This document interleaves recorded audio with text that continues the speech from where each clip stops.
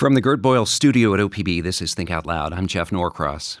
Multnomah County's Preschool for All program has had a rough few months. The program director, former director Leslie Barnes, resigned last summer over questions about conflict of interest. Business and government leaders have also balked at the taxes on high earners that funds the program. Some lawmakers even proposed killing those taxes in the last legislative session. This is the environment that the new director is coming into. Danisa McLean has been leading Multnomah County's Preschool for All program since late January. She joins us now in our Portland studios. Danisa, welcome. Thank you, Jeff, for having me. Given all this controversy, all the scrutiny, all the uncertainty, why did you want this job? That's a great question. Thank you. I wanted this job primarily because I had a really great experience as an educator. As an early learning educator, I was able to have opportunities to see children grow. I also was a strong community partner with Preschool for All as a child care resource and referral director, had opportunities to really work in community with Multnomah County, and saw the opportunity to really impose policy that's responsive to our community partners. And then as a young child, I actually got into early learning because of my experience as a preschool as a pre-K student, actually. I grew up with cerebral palsy and had the opportunity to really see myself from the lens of my preschool teacher. So my preschool teacher was the first person that really believed that I could actually climb those monkey bars. And I wanted the opportunity to do that for young learners now, as well as the opportunity to really tell my story as the Preschool and Early Learning Division Director, to allow people to really see themselves in this work as educators, as children, as families, and that's why I'm here. Where was your preschool experience? I actually grew up in Singapore. Okay. And I went to the Singapore American School, and I had a pre-K teacher, Mr. Joe. For a really long time, I didn't have functionality of my left limbs, and I wore braces for a really long time. And I remember standing on the playground to this day saying, I can't climb those monkey bars. And my preschool teacher said, yes, you can.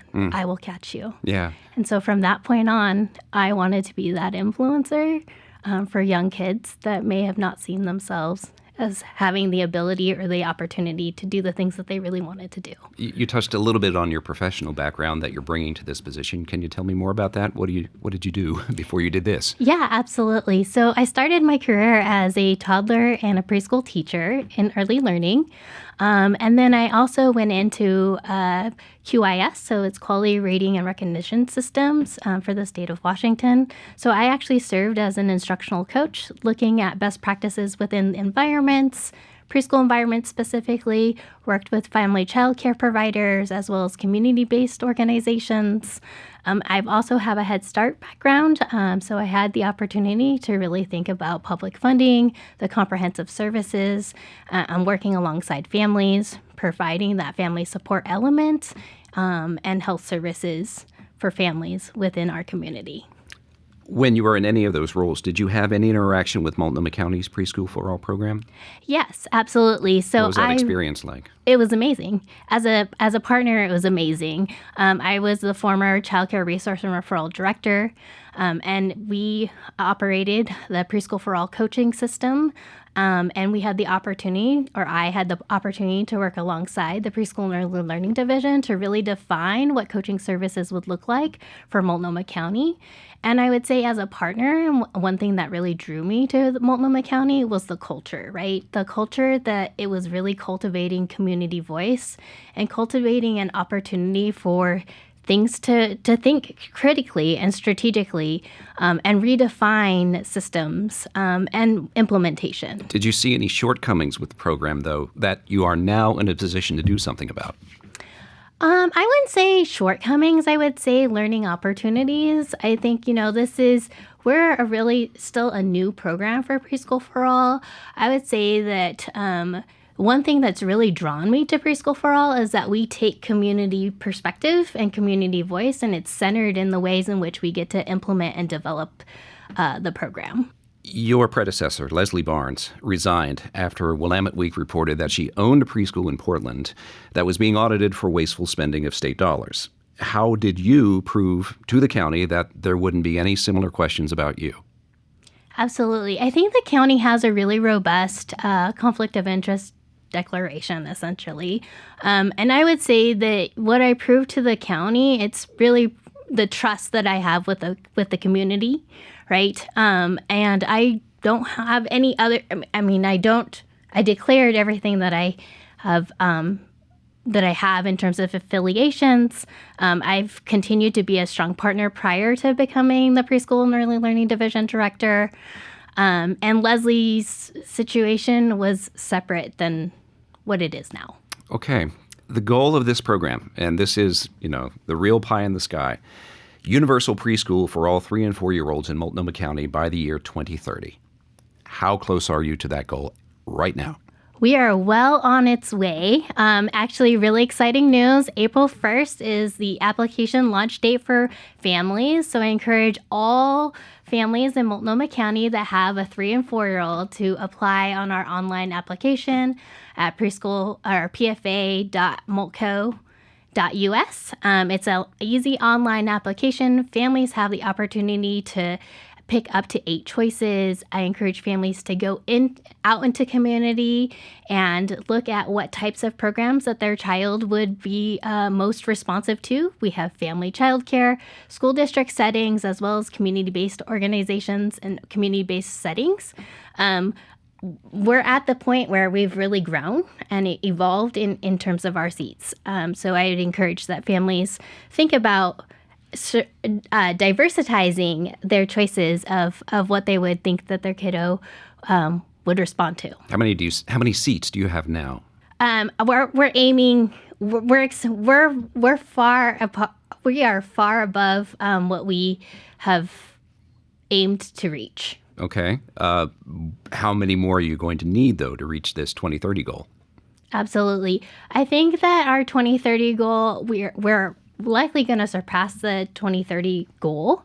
We'll have more information as the application launches on April 1st. But how many seats do you actually need to have in order to reach your goal? Yeah, so we are engaged in our population assumption evaluation, and I know that we would have more information as we continue to look at our data and evaluation of our program. I know that it's a shifting target because I had originally heard that you were going to need 11,000 seats, but demographic modeling suggests you're not going to need that many. I'm just wondering what an anticipated drop in the demand tells you about what's happening in the county. It tells us maybe that our birth rates are different than what we had assumed post-pandemic. And I think that as we continue to look at our data and our evaluation, we'll have a more concrete answer. Okay. If you're just tuning in, we're talking about Multnomah County's Preschool for All program. Danisa McLean is the new director of the county's Preschool and Early Learning Division, which oversees the program. What are the hurdles, as you see them now, to reaching your goal of 2030? Yeah, just given the climate of public constraints, right? Like Multnomah County is positioned well because it's designed for the long-term goal of reaching universal preschool, having the ability that we saved early in order for us to continue to grow and have a sustainable program. I would say some of the hurdles, and I wouldn't call it hurdles. I think we've been really focused on growing rapidly. And now we're going to be really focused on redefining implementation in our program. Are there enough preschool facilities in the county, or are some more going to have to open? Absolutely. Access equals facilities, right? And Preschool for All continues to invest in facility funds so that small business owners have the opportunity to have access to additional funding to help grow the facility models within Multnomah County. Okay. This program is funded by a marginal tax of 1.5% on incomes over $125,000 for single filers or $200,000 for joint filers. I'm sorry, I have more numbers here, but I just want to be absolutely clear about the cost. There's also an additional 1.5% on incomes over $250,000 for single filers or $400,000 for joint filers in Multnomah County. Not everybody loves those taxes. And even Governor Kotek has noted that there are downstream effects to those taxes, including the fact that high earners like these may leave Multnomah County because of it. And I'm wondering what that says to you about the governor's support of the program. I think that, I look forward to the opportunity to continue to collaborate with our governor.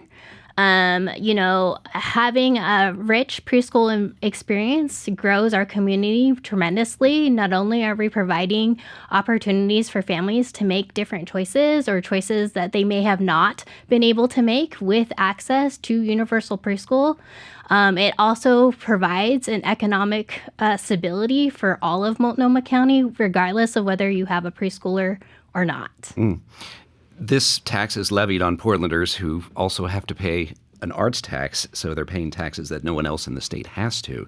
And I'm wondering if you're concerned about tax fatigue in the county?